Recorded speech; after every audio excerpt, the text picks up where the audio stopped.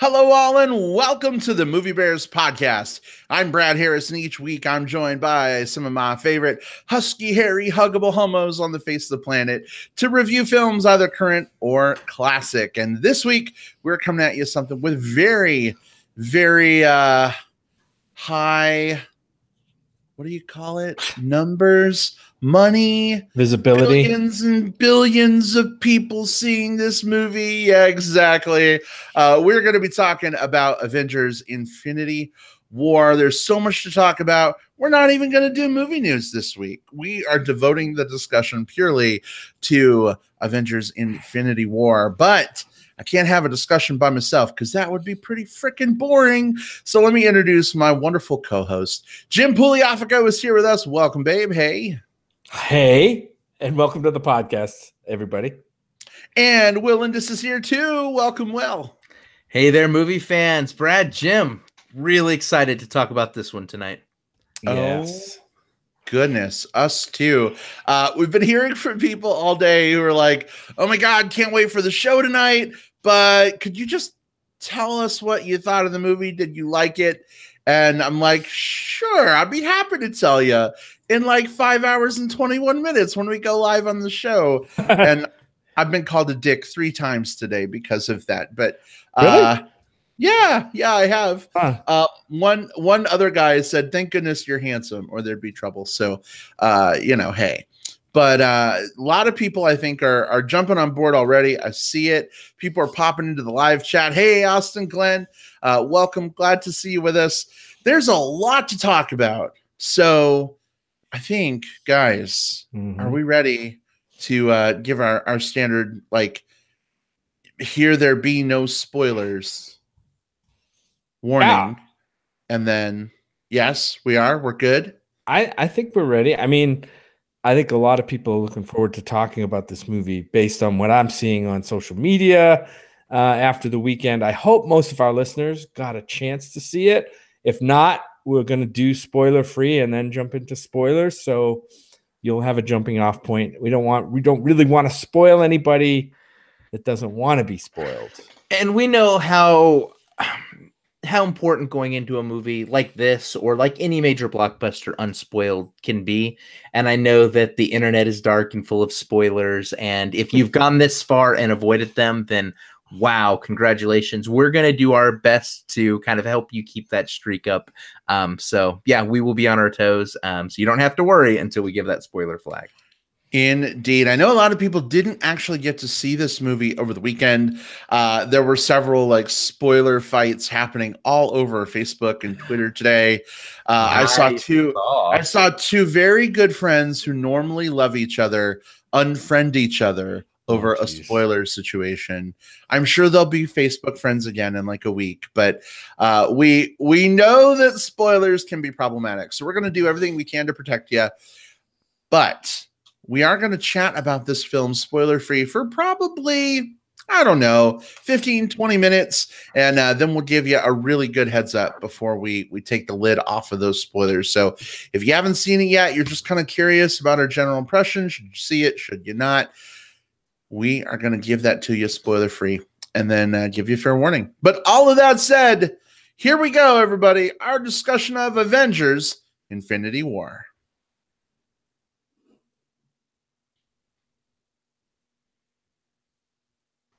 All right, so Will, I know you were very excited about this movie. I'm excited too, hence I'm wearing my Spider-Man 3D glasses that are actually giving me a really bad headache right now because the lenses are polarized and my screen is not.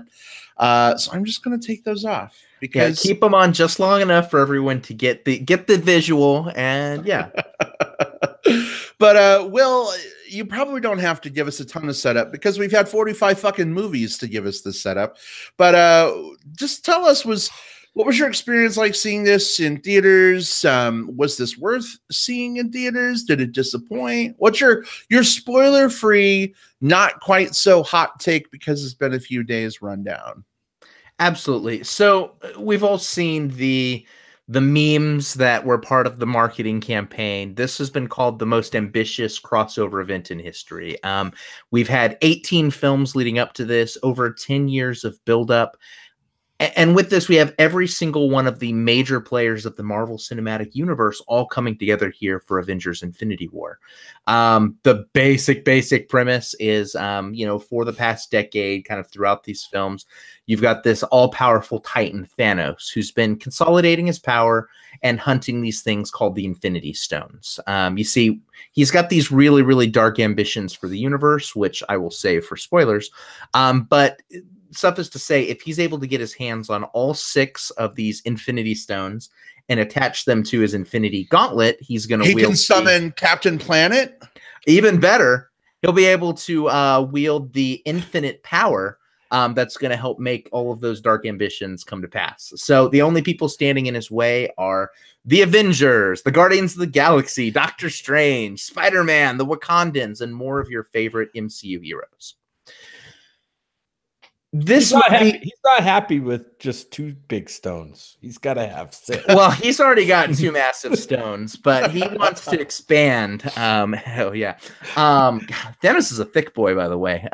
THICC. Big cod piece on that dude. Yeah, right? No, I'm a big fan of the Marvel Universe, both cinematic and in the comics. And part of that's because, for me, 18 movies... So far, I would say the worst one is still a good movie. And that's when you build a franchise over 18, now 19 films and have that record, that's impressive. Even some of the other larger franchises that you might look at, like Lord of the Rings franchise couldn't keep it together after their first 3 really good ones with the kind of the 3 craptastic Hobbit ones. Franchises tend to sink over time. And yet the Marvel Cinematic Universe has, by keeping all of their films with their own tone, but all kind of feeding into this grand narrative, they've been able to, get past that kind of franchise curse. So this had a lot of weight to carry on its shoulders. And for me, it absolutely succeeds. And it almost shouldn't. There are so many things happening in this movie, so many characters. Every one of these storylines that's been set up in a previous film comes to a head and clashes with other people's storylines, which also are coming to a head and clashing with more storylines.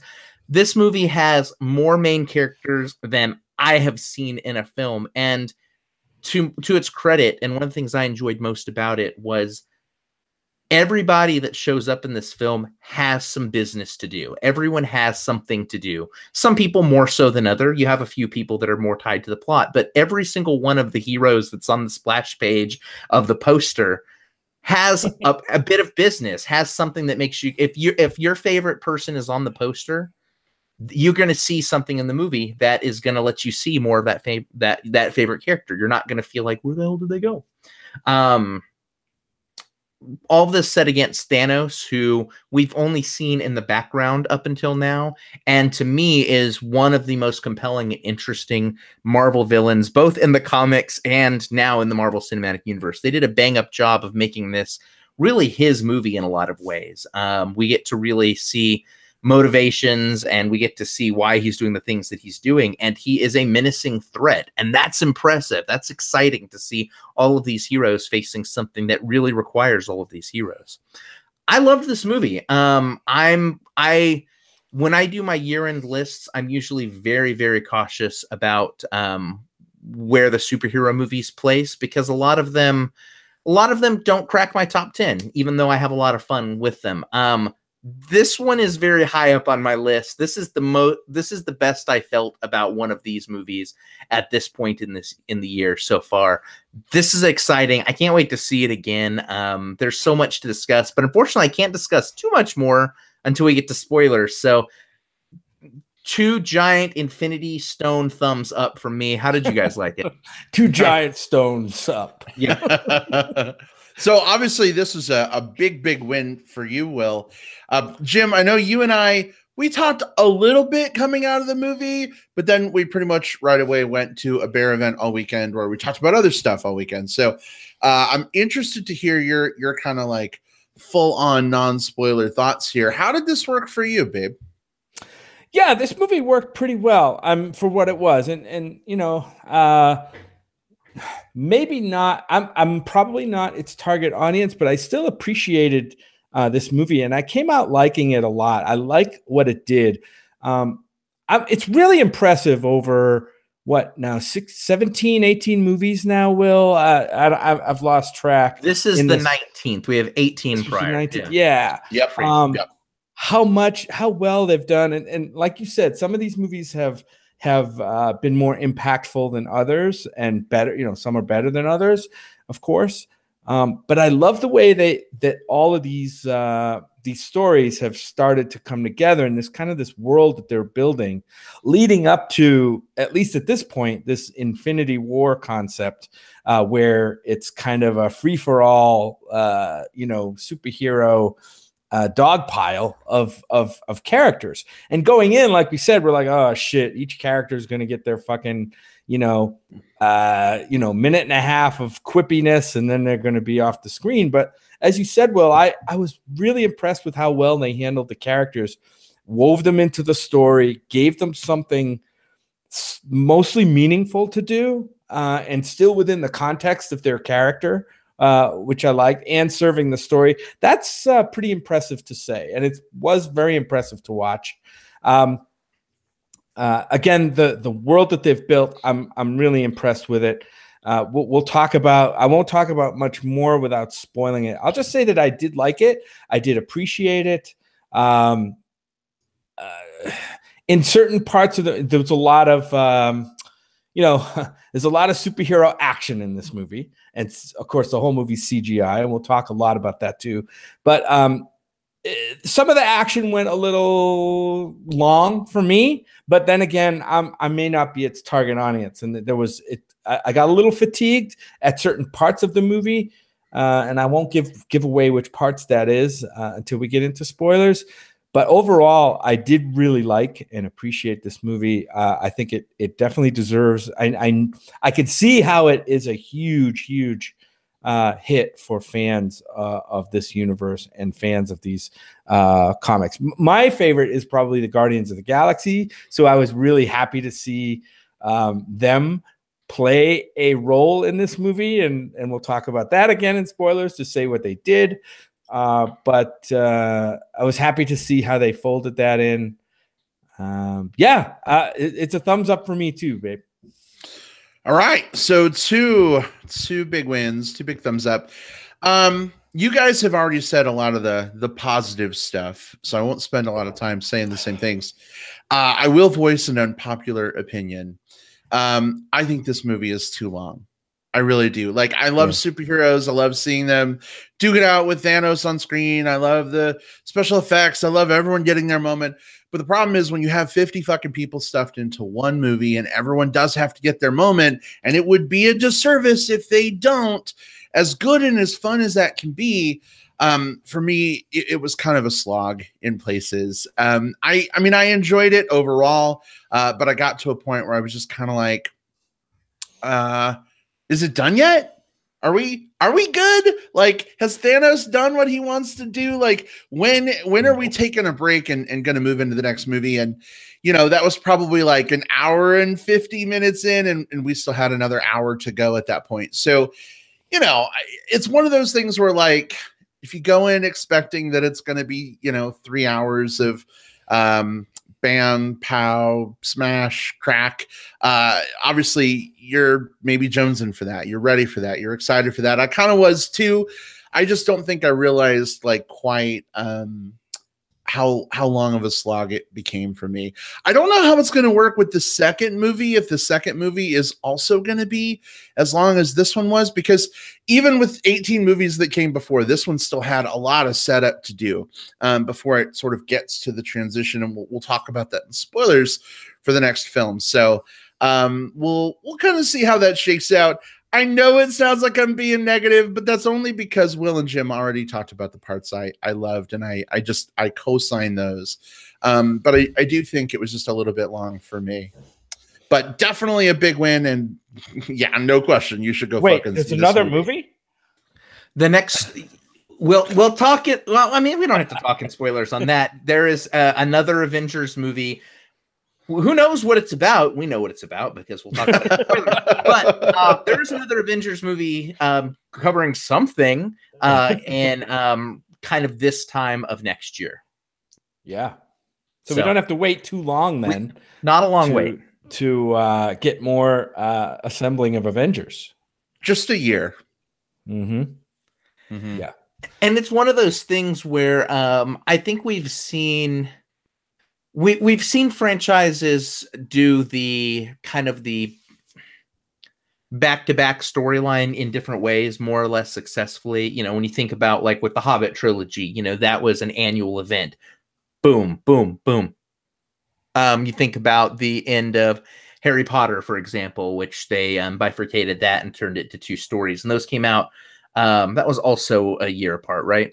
But then you have things like The Matrix, Reloaded and Retribution and Revolutions, whatever Matrix 2 and 3 were, where they pushed those out within the same year, just a few months apart. And that didn't work as well. You needed a little bit of time to digest things. So I'm actually pretty good with kind of the year gap. It lets people come to grips with the story. It also lets them, they have a couple of other movies that are in the pipeline between now and then. So it just gives them some breathing room before they dive back in. Oh yeah, I'm totally good with there being a break between the movies. It just, I guess for me, I kind of wonder, and obviously they would never make this decision, but I kind of wonder if you could have like taken, you know, an hour off of this film and like use that time to make one super solid film, like spanning the whole thing. But we gotta split it apart. We gotta make as much money as we can. You know what I mean? Yeah. So I don't know if I can. I don't know if I can endorse the 1 hour too long because I only fell asleep for like 5 minutes. So maybe if that 5 minutes were gone, I'd have been much happier. Like it could have been maybe 10 minutes. And it has to do again with like, for some reason in these movies, and it's not just Marvel, it's not just superhero movies, but like Pacific Rim, like if there's a long stretch of like crash, bang, boom, CGI fighting scene, I tend to like lose it. Like I get a little numb and my eyes start to glaze over and I kind of nod off a little bit. And that's kind of, you think that's strange, right? You think like, oh, maybe in the quiet character moments of the movie is where it's boring and, you know, I might nod off, but it's actually the opposite. It's like, I just get like, I don't know if it's over. I don't know. I just like, I'm past it. I was like, okay, I just want to see who wins the fight. I don't necessarily need to see all the fight. I can normally get on board with that. I think what kept things going for me in this one was every single moment of every single fight kept giving you different combinations of characters. So it was almost like if you're listening to a song that kind of switches in and out of different like remix styles and stuff like that. You know, it can be a longer song, but you know, because it's mixing up styles and mixing up tones, it can pull you through. And here, about, you know, every time it's like if I was done looking at this character who was punching these guys over here, then suddenly this character and this other character who had never interacted in a fight scene before are now appearing on the battlefield against an opponent working together. And that was like, and that kept happening. Like that was all throughout the film. It was almost like a kind of an infinite possibilities thing. And every time that happened, I was just like, oh man, there's one in particular. I'm going to ask you guys favorite fight scene, but I'm gonna wait for you guys to answer that till spoilers, just because some, you know, there are some things there. But no, I think that this year I'm all for I'm actually all for kind of like what they're doing with the story being told the way it is. There are some movies where the pacing of such doesn't really warrant splitting it into multiple parts. Think like the Hunger Games finale. Where you had one film that was basically just a lot of setup going to nowhere, and a second film that was just a lot of resolution on that something. Here, you have so many different story threads going that, you know, I don't know that I could take like cut this down like what this plus whatever resolution they're doing and cut it down into one movie without sacrificing a lot of like kind of the goodwill that they earned towards giving all these characters the things that they needed to do, especially this being the end zone dance of like this 10-year story they've been building. Well, and just to be clear, I'm not saying an hour should be cut because it was boring or it was badly paced. I think there's so much great stuff that's happening. I think for me, it's more so like fatigue. It's like I find myself coming to a place where I stop caring as much about what I see happening on screen because I haven't had, I guess, the time I need to sort of like catch my breath and like connect with the characters. It's like, oh no, these characters are in danger. They're in mortal peril. What's going to happen? Boom, we're on to the next thing. Oh my gosh, I'm still thinking about that, but now this thing is happening. Boom, we're on to the next thing. And it gets to a point where it's just, I don't know. For me, it was a lot. Maybe seeing it again, that will be less pronounced for me. I mean, lots of people are going to see this movie multiple times. We're already planning to go again. But you know, I mean, everyone's a little bit different, I guess. But yeah, I mean, definitely great movie. Really enjoyed it. I think we got a lot to talk about in spoilers, though, guys. Yeah. Yeah, I think it's time to go ahead and Crack that thing open. So anyone who has not yet seen Avengers Infinity War, if you are listening to the show, I think chances are pretty slim of that. But this is your chance to step away. If you want to come back for plugs in about 40 minutes, you totally can. We won't stop you. But otherwise, if you want to protect your virginal innocence with this movie, just go ahead and catch us on digital tape delay through iTunes, Stitcher Radio, or our website. If you're continuing to listen, we assume you're doing so with the full knowledge that we are about to spoil the motherfuck out of this movie. So, guys, spoilers are indeed officially fair game. Here we go. I want to start this off with a question. Is it fair to say that this is the first frickin' time we've really had a truly fleshed out, incredibly dimensionalized villain in a Marvel movie that could, like, carried this film all the way? I would say that is, I would disagree with you on that point, in that I would say that one of the things, there's been this talk about like the Marvel villain problem, and I think that during phase 1 and phase 2 you saw quite a bit of that. But I would say that we had in the last year, we've had Michael Keaton's Vulture in Spider-Man Homecoming. We had I think Loki has always been pretty solidly up there, and then we had Killmonger and Black Panther earlier this year. So I would say Thanos is probably the most important, in the fact that there's a strong case to be made that Thanos is the main character of this movie more so than the villain of the movie, so to speak. So I think he's definitely like a great villain, but I don't think he's the first. I think he's one of 4 that really stand out for me. Yeah, I would say I really enjoyed. I'm a Josh Brolin fan. We really didn't get to see much of Thanos in any of the other movies. We saw a glimpse here or there, I think, in maybe one of the Guardian movies or something. But I love the portrayal, the characterization of Thanos here, even though I still think his motivations are seem kind of half baked. They sound like a good idea. The movie makes it sound. The movie makes it sound like a grand idea, but if you apply any logic to it, it's like what? But but he was committed to it. He was a convincing. We'll call him a villain for now, but his presence was felt throughout the movie. And you could see the momentum that he was building throughout the movie as he's, gathering these stones. The power is getting, and at one point, even the some of the Marvel characters, I forget who says it, says, "Yeah, he gets that 6th stone, and we're basically all fucked. Like we're done for." And we see and feel that in the movie come to fruition, which is awesome. When we'll talk about the ending and stuff and how that really played out, because I think it's really it's almost groundbreaking in a way to see it happen in this movie, and the way this movie decided to kind of end where it ended made it feel even more groundbreaking because the villain, gets to pretty much carry out his plan. But anyway, I guess for me it's so interesting because, you know, Will, you mentioned you know, the villain from Spider-Man, and you mentioned Killmonger, and we talked about how much we liked Killmonger as a villain. I think for me, for the first time, like, Thanos was a villain that I really and truly cared about, and I actually kind of liked, which was a little weird. And I think part of that is because, you know, his goals and motivations, I don't think are entirely selfish. Like, he's not a supposed rightful heir to a throne that he didn't get, coming back to his country to take it over.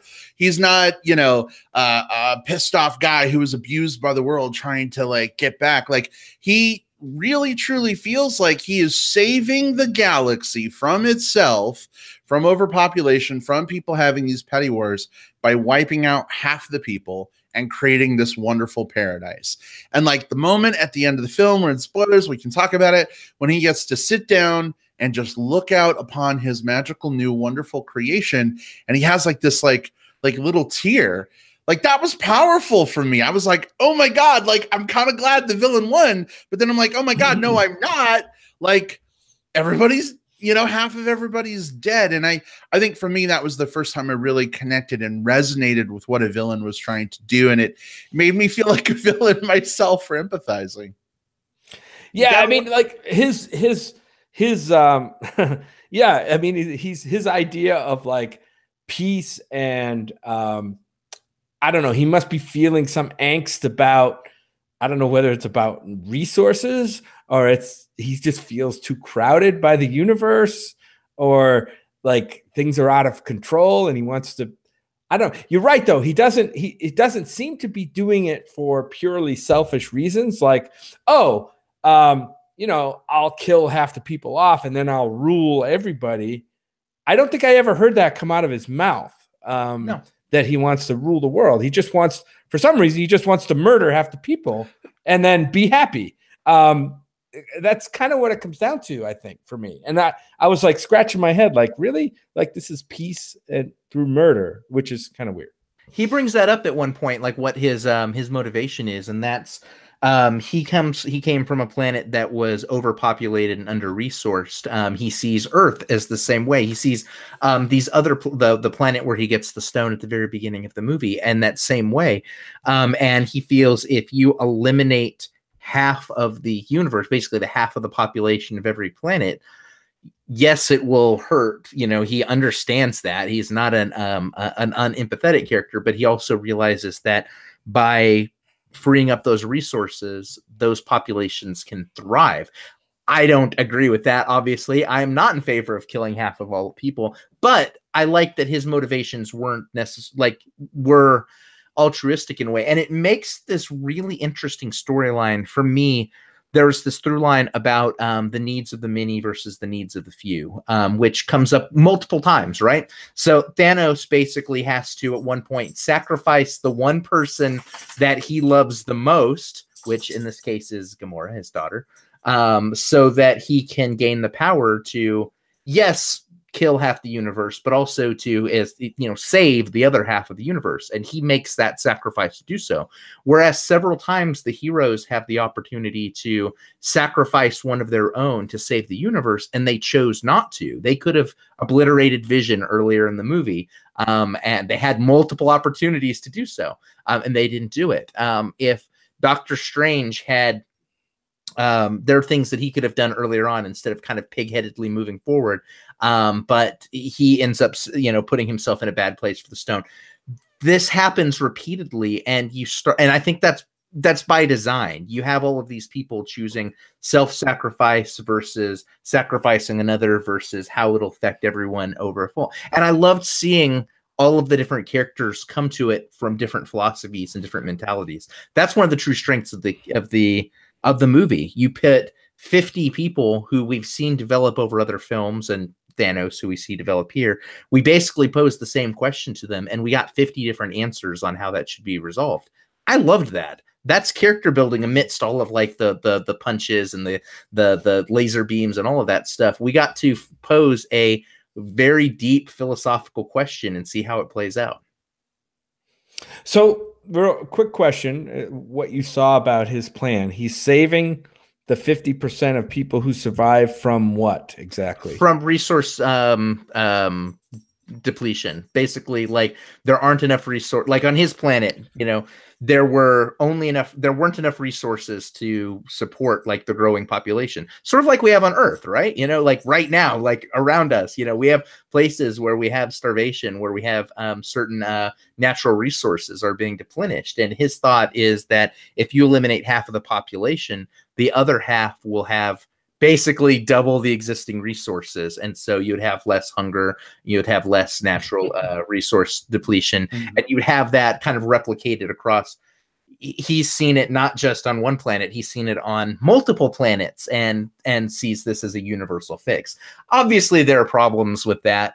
Every planet is going to be in a different state of civilization, resource management. Also, who he sacrifices during his grand scheme at the end is incredibly arbitrary, which means it is random. I think it was mentioned as random. Yeah, it's very random. And so he could, by random chance, be destroying the one person on every planet who is like the guy that's going to do the equivalent of like curing cancer or something like that. You know, he could have just done that to the planet by a complete accident. So I don't think that it's necessarily a well thought out plan, but right. I get how he thought it out. I appreciate his I understand the process that he went through to get there.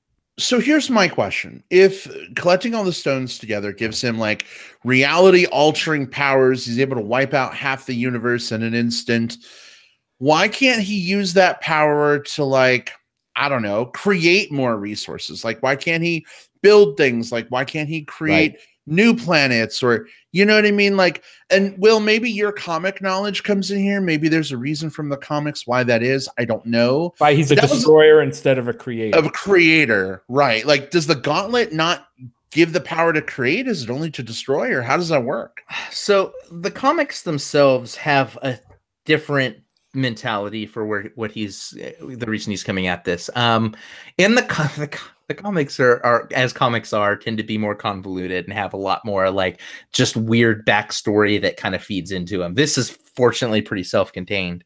But there is this personification of death in the comics who is basically like a skeleton in robes, like, and it's like this all-powerful being that is across all of you know, like all of reality and stuff like that. This is death. But it's also, even though it's a skeleton, personified as female. And Thanos is madly in love with death and believes that by destroying half of everything, he'll gain her favor.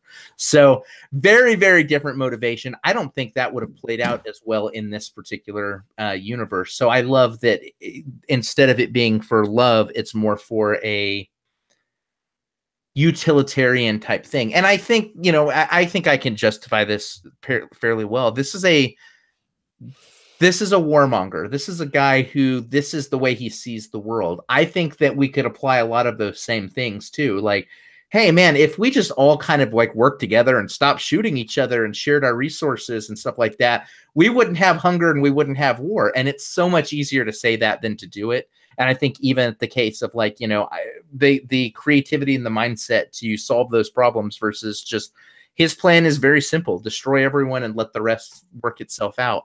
I think that that's part of why he is the villain. Like, he has this incredible power that he uses. He does not use responsibly. Yeah.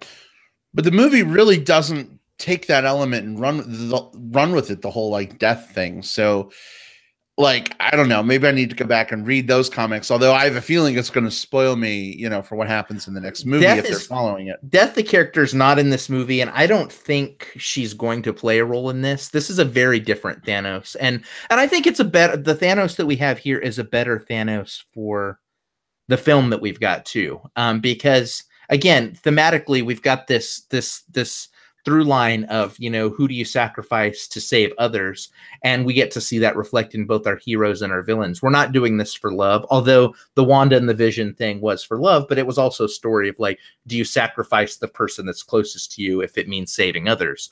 And because this theme of sacrifice plays across here, I think it works so much better without the death character, even though she's cool as hell. And I like that thing from the comics. Isolating and separating the two is good. Another thing they do very well here comparatively is in the comic books, like the story starts with the half of everyone kind of being destroyed, and then you go into like, all right, well, let's go do something about it. So it's almost like where I'm guessing the next movie is going to be sort of picks up with the comics. This gives you the first round of the fight and the collecting of the stones and all of that before he wields that power. And I think we get to see Thanos both before he's corrupted by power, and I'm guessing in the next movie, we're going to get to see Thanos kind of even going more off the deep end. He sacrificed his one anchor in Gamora, and now he comprehends the universe on a way that probably no living being should. Like he can just, he knows everything about time, space, mind, soul, all of those different things. So we're really on the collision course for potentially something really great and really tragic as we go into this next part.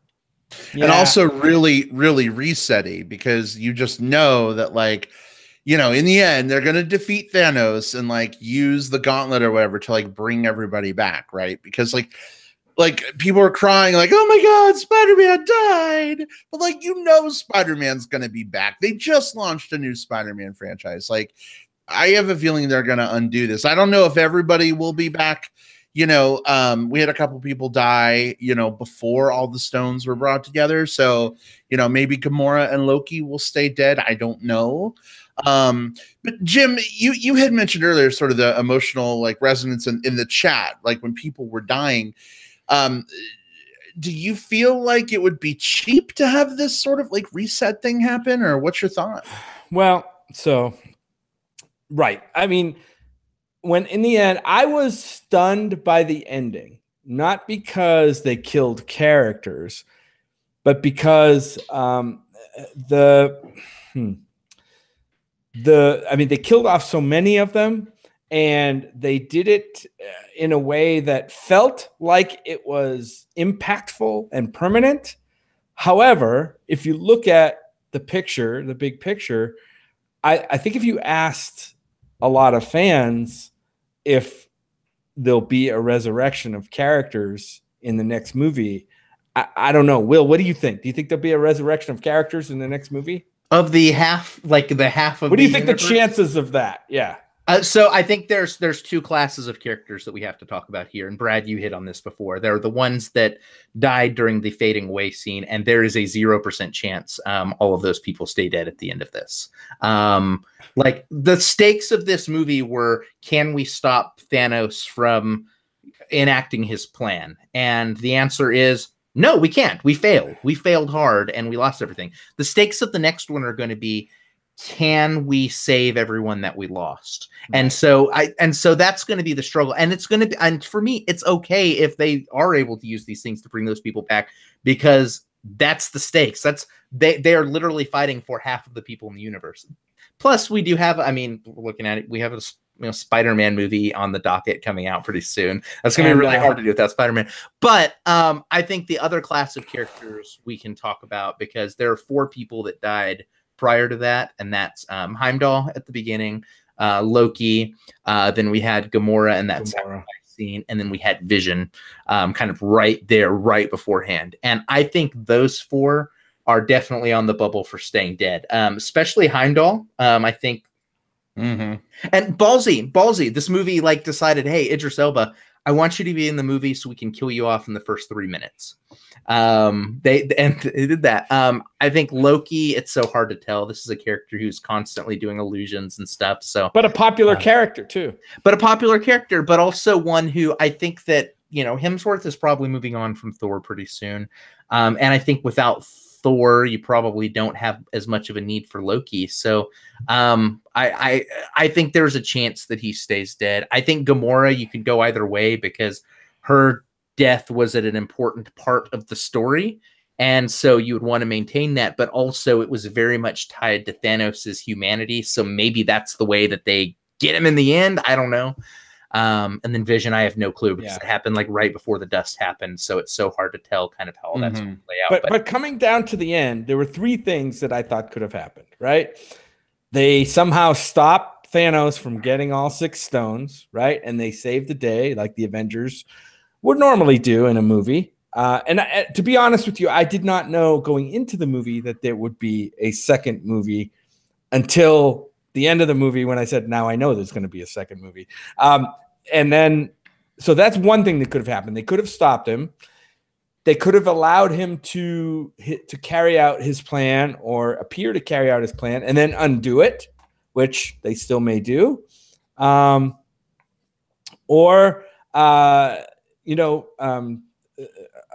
I say the third thing was, I forgot what it was now, but those are the main two things that I think could have happened. Obviously, I think the second one is going to happen. So as these things are happening, the movie theater went pretty quiet, like during those scenes. I think a lot of people were stunned to see like main character superheroes basically dying on screen, even though their death was very sterilized, which was really very convenient for coming back because there's no dead bodies to account for.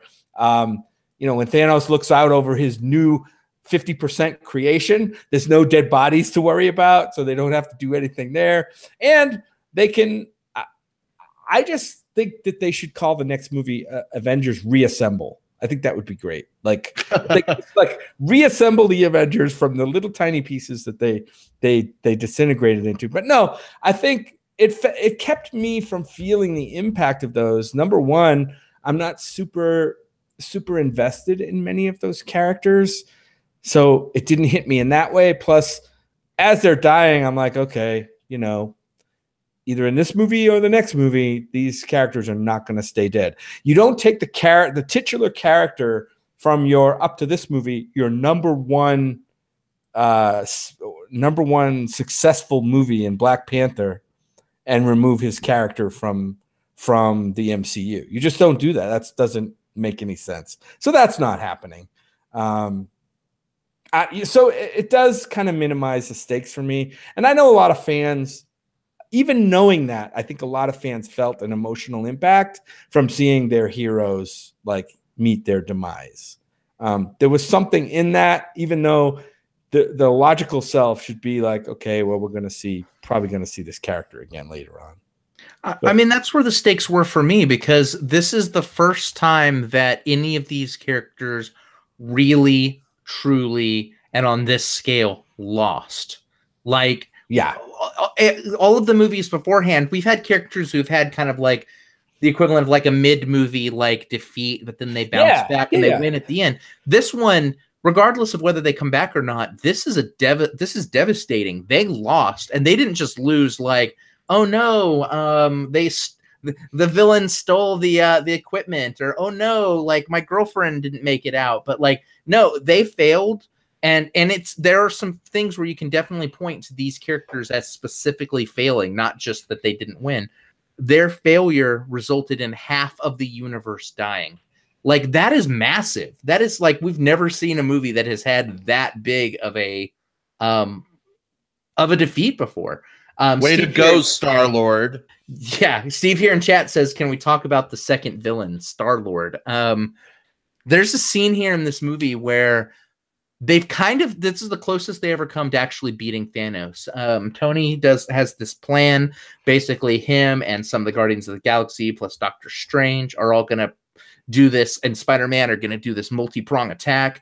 And by getting him subdued and having Mantis control his mind, they're going to then remove the gauntlet. And in doing this, that's when Star-Lord finds out about Gamora, and he flips out and fucks up the whole plan. And so I like that.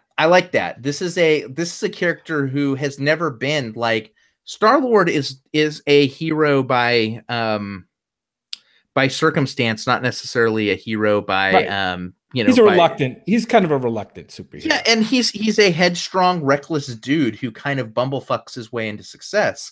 And this is his headstrong recklessness here cost everyone the world, or half of everyone the world.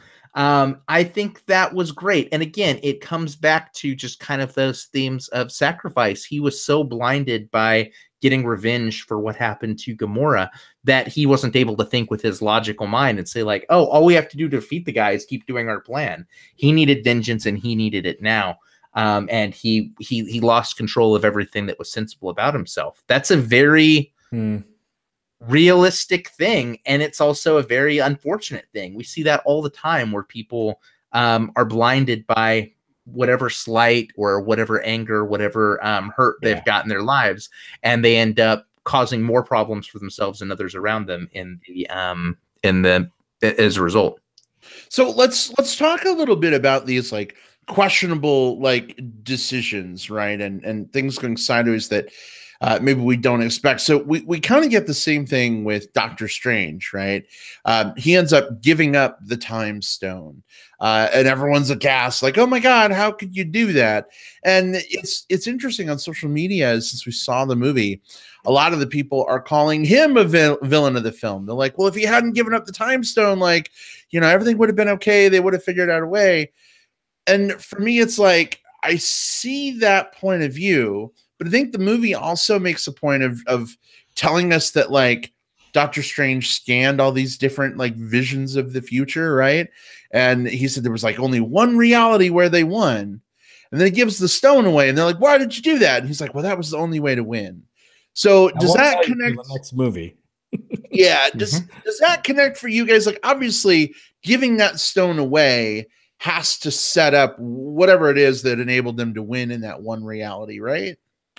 I think that that's absolutely the case. And the way he worded it was, and the way the script worded it was exceptional because, yeah, out of 1.4 million possibilities that he scanned, there's only one where we're successful. And then when he asked, like you said, when they asked later, he said it was the only way. And you don't immediately think like, oh, it was the only way for us to get that one timeline. He doesn't specifically say that. He doesn't even say it was the only way for us to come out on top. He just says it was the only way. But when you think back on that line, it does, like, Doctor Strange is the type of character who keeps, at least cinematic Doctor Strange, has kept he's very egocentric. He's a guy who's sort of like, he knows the best way to do things more so than anyone else. You just have to trust him because if you don't, you're an idiot. That's the type of dude that he is. And I think that here we've got a situation where in probably those other ones, they ended up losing the stone anyway. But as a result, probably Tony died most of the time. And I think in scanning them, this is the one way that everyone in that fight survived so that they would just get randomly turned to dust so that Tony would survive. I think if they hadn't given the stone away there, Thanos probably would have killed them all and taken the stone anyway. And we wouldn't have Tony doing whatever he does in the end game. And we know that Tony's going to be important for the end game because one, he's one of the 2 or 3 biggies in this entire universe. And 2, he was the one that's been having these visions tying himself to this story. So that's my guess on where things are coming from. Question for you guys who are comic fans. The Infinity War story is already written in the comic books. So is the second part actually out there? No. So the story is very, very, very, very different than the comics. The comics actually, like, Thanos has been doing space stuff, getting stones, and the Infinity War thing actually starts with Silver Surfer playing the role of basically Hulk smashing into the Sanctum Sanctorum and talking to Doctor Strange. And then people start disappearing, and all the heroes are like, "Oh, what the hell's happening?" And they all get together, along with some characters who have not appeared yet, and I think will be appearing in the second one, so I don't want to mention that. But they all get together, and they go off, and they confront Thanos. This one sort of, all of the let's collect the stones and let's get him the power, they did that as this first movie so that the second one is essentially going to be, I guess, what we saw in the comics more or less.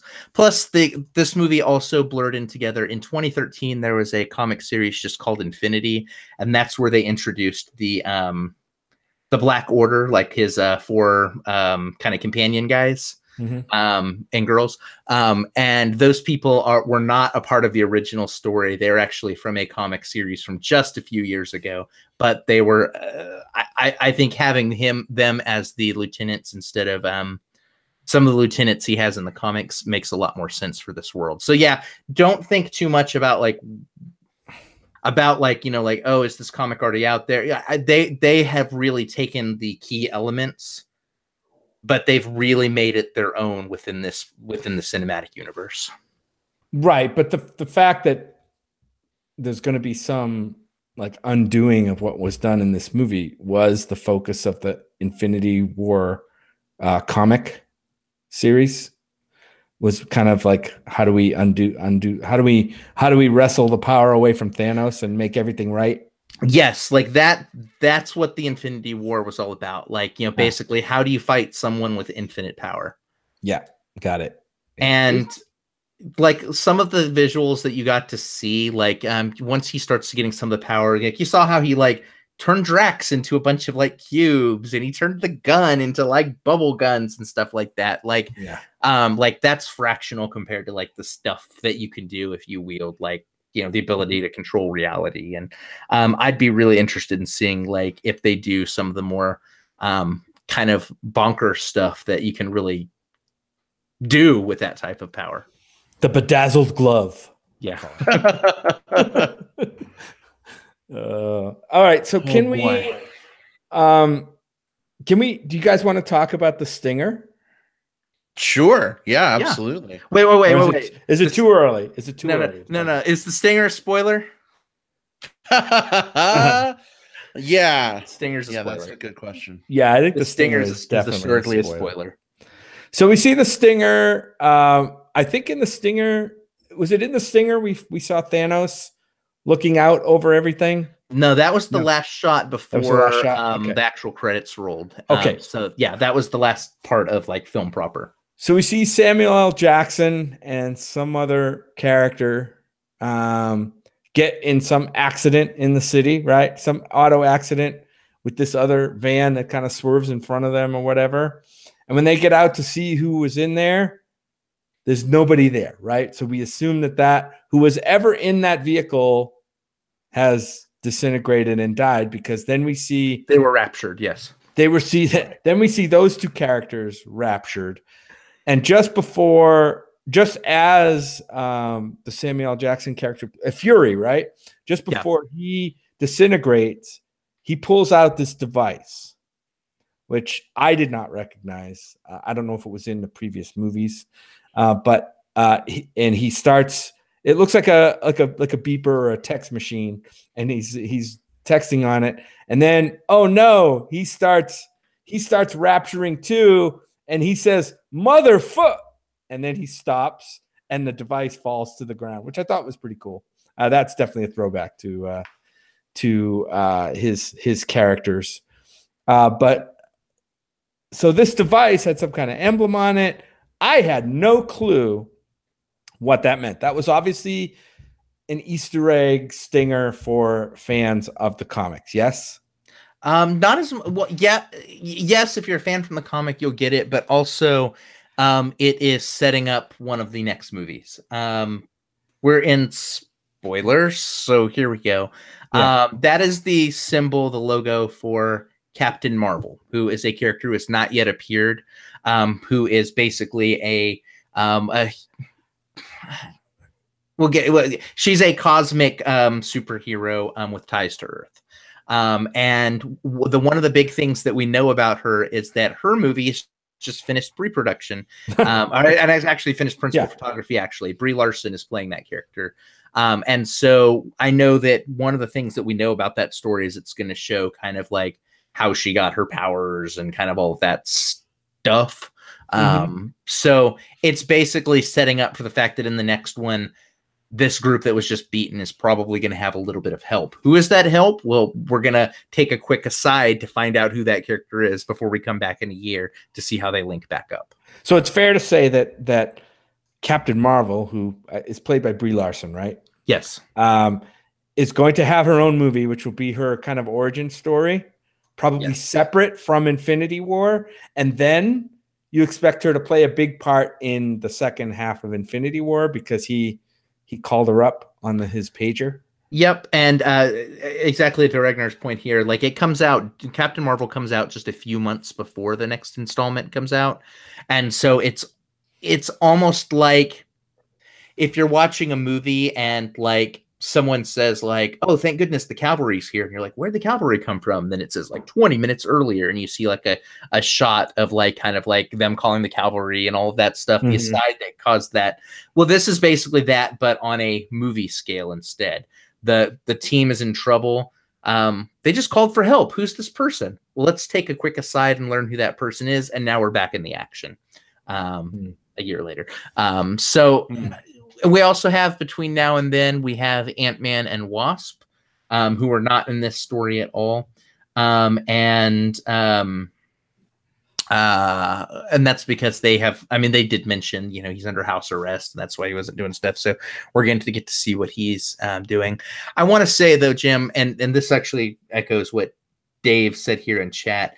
If you didn't know who that character was, that's okay too. Like, I think that it is designed at this point to be more of an Easter egg than it is like something that you have to know to maintain the continuity.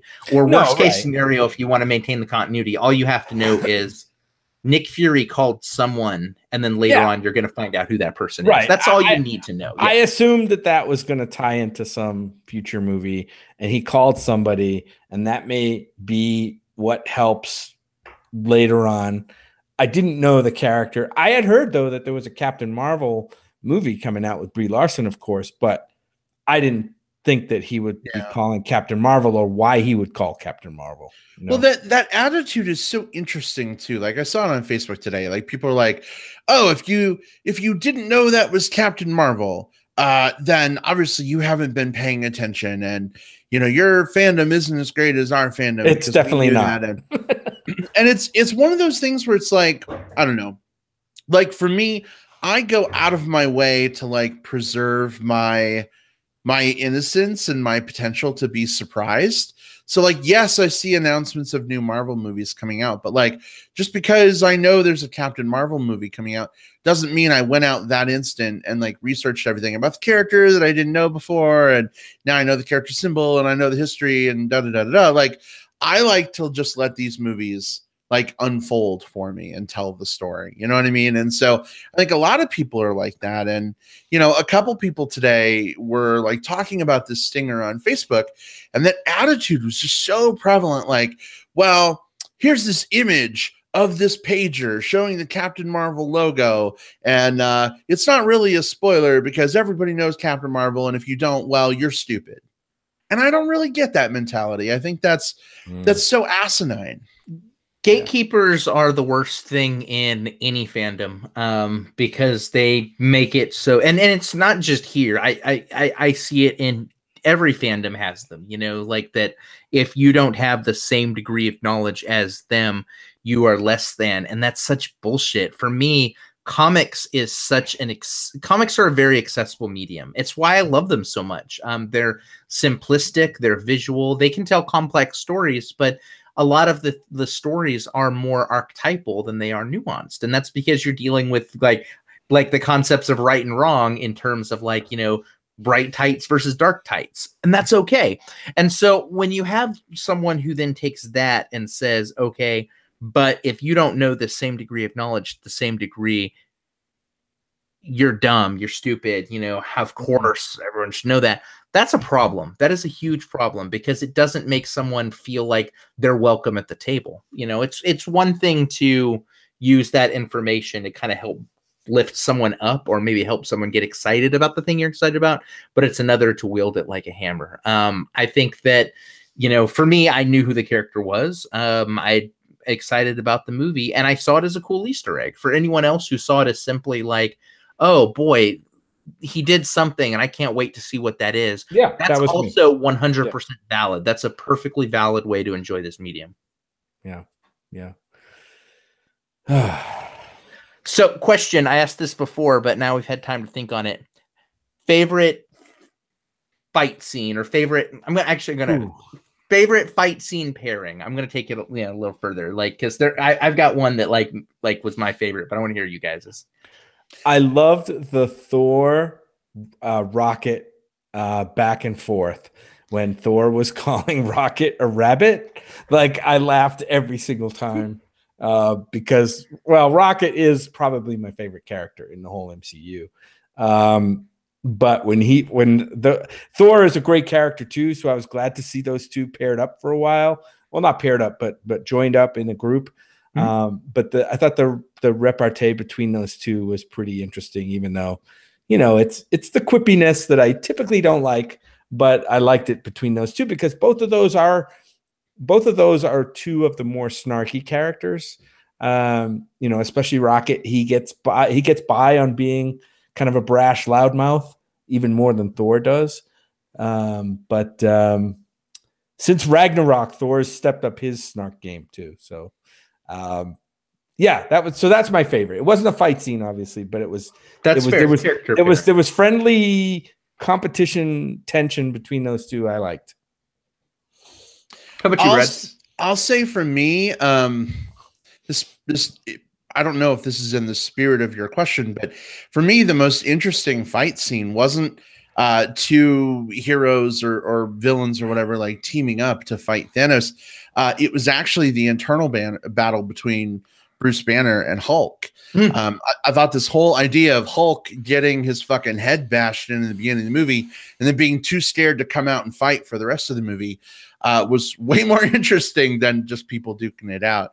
And it's interesting because I'm trying to figure out why they did that. Like, yes, I think Hulk is like one of the most powerful heroes, and I think it says something that like he's maybe scared to fight Thanos, but it makes me wonder if he's going to play a much bigger role in the second movie, and so they kind of sidelined Hulk to like save that. I don't know, but it was really cool like watching Banner get so frustrated at like, this guy that he fucking like hates inside of him. He's been fighting like all these movies, now all of a sudden be like unavailable.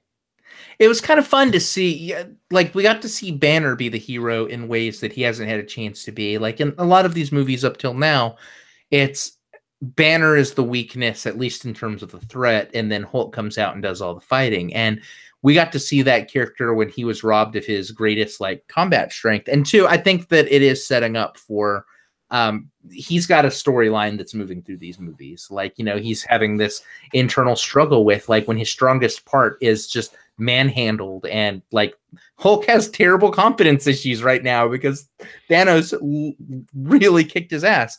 It'll be interesting to see how that arc plays out over the next one. For me, my absolute favorite moment was it was not favorite moment of the movie, but just in terms of like seeing two characters interact who I haven't seen interact before. There's a part during the fight in Wakanda where all of these different people are fighting at different spots. And at one point you end up with Scarlett Johansson's, Black Widow, and Okoye, played by Denai Guerrera, teaming up to fight together. And they're like, that particular fight reminded me so much of the just kind of seeing two people working so well together in one fight. Reminded me of that really well choreographed fight from Civil War between like Winter Soldier and Iron Man and Captain America. Just, I really love the choreography in that particular fight with those particular characters. It's just like, it's nice to see these women kicking ass together. Yeah, that was a good one. And there was a lot of, I was glad to see that a major portion of the movie, especially the last sequences, played out in Wakanda. And that was cool to see how they, we just had the Black Panther movie where we didn't introduce it, but we saw a lot more of Wakanda. And to see it play a big part in this movie, I thought was really good too. Yeah. Indeed. Well, guys, do we have anything else we want to talk about before we move on to some plugs and wrap this mofo up?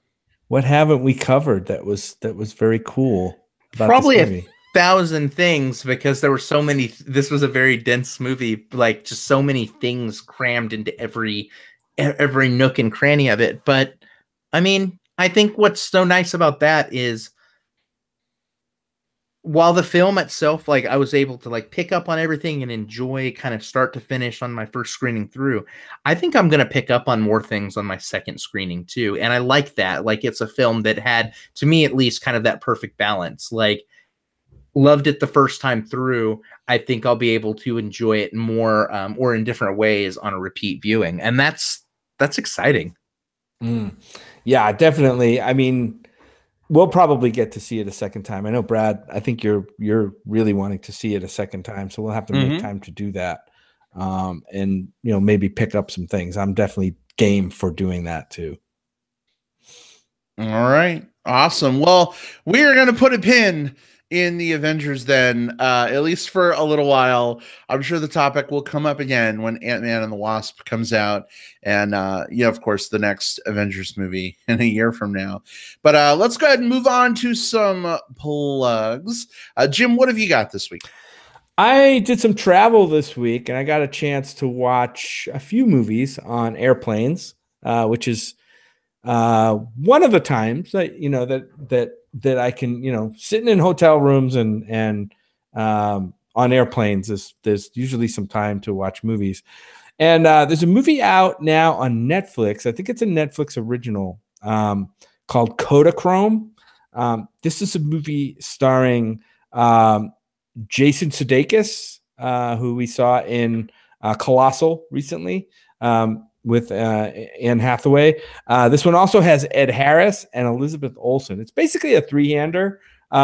It's a relationship movie. I'll read the IMDb summary. It's set during the final days of the admired photo development system known as Kodachrome. Now, I shot on Kodachrome film. I took pictures on Kodachrome film in my 35 millimeter days, and that's how I have a ton of slides and stuff that I took on Kodachrome. But this movie isn't really about Kodachrome. It's about the relationship between a father and son, Jason Sudeikis and Ed Harris. And I think the chemistry that those two have in this movie is really something to watch. The story itself is pretty normal father-son. The father's dying.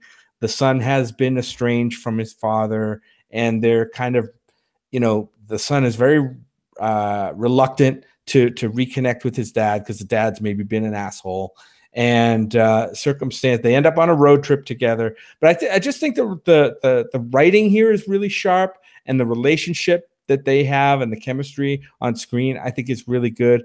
Ed Harris is great in everything, especially as you folks who watch Westworld know. I just and Jason Sudeikis surprised me. It's called Kodachrome. It's available now on Netflix. I strongly recommend you watching this movie if you have the time. All right, awesome. Well, very cool. Will, how about you? Yeah, so I'm surprised, but also not surprised at my plug for this week because it's a little unconventional as far as movies go. But this week, easily the best album that I've listened to in years came out, and that's Janelle Monáe's Dirty Computer. I've been a fan of hers for a decade, but this new album is just like next level stuff. In conjunction with the album release, she put out a 48 minute long sort of original film that takes the different, takes basically this story of this like futuristic society where people who are different or othered, in this case, Black people, women, lesbians, any of those things, which, surprise, she happens to be all three, are taken to this place and kind of stripped of their memory so that they can be cleaned, because they're dirty computers, which is the name of the album. And so she goes through her memories and has to kind of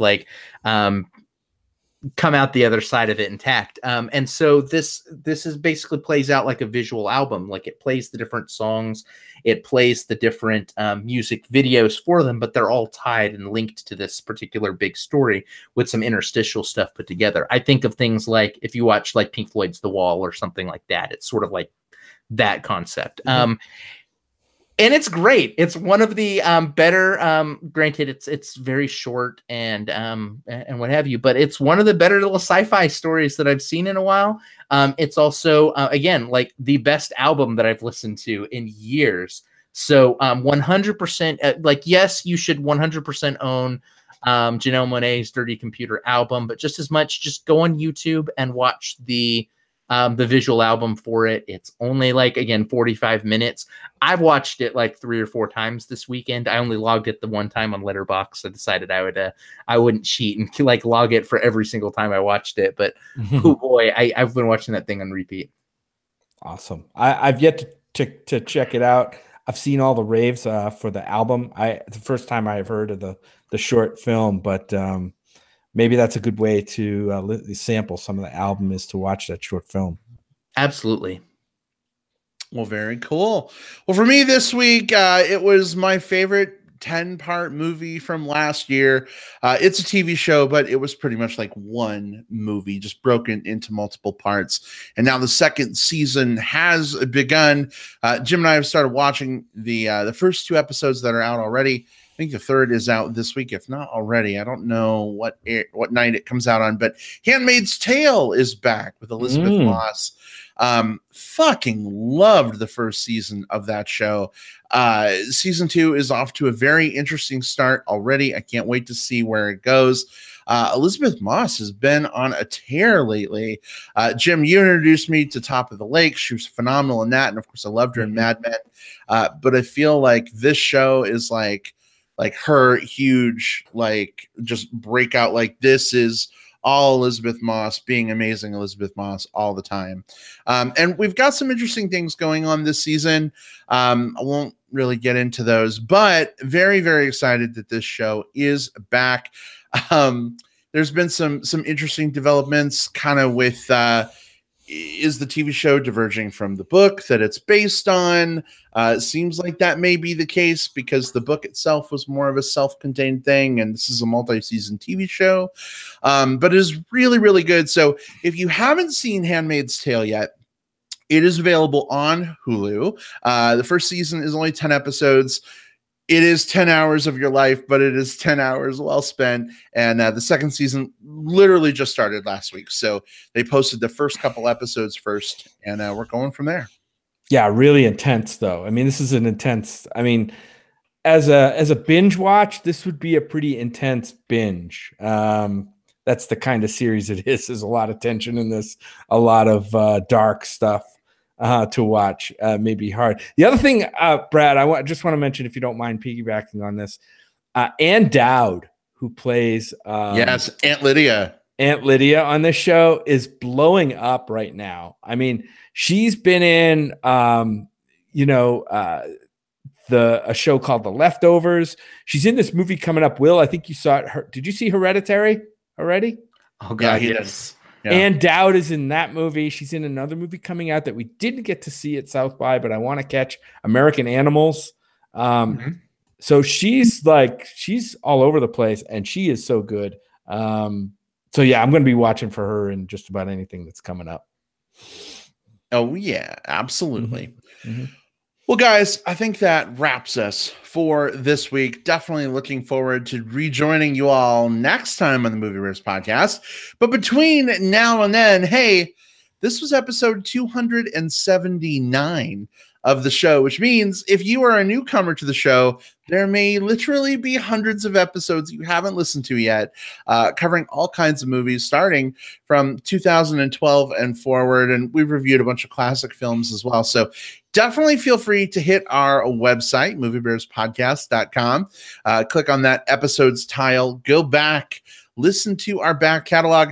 Unfortunately, the last 100 episodes of the show are all that's available on iTunes and Stitcher Radio. So there's literally hundreds of episodes you can't listen to through those channels, but you can do so through our website. So definitely check that out. For those of you who have been loyal listeners forever, we love you. Thanks so much for being here. You matter just as much as our newbie listeners, who we're also grateful for.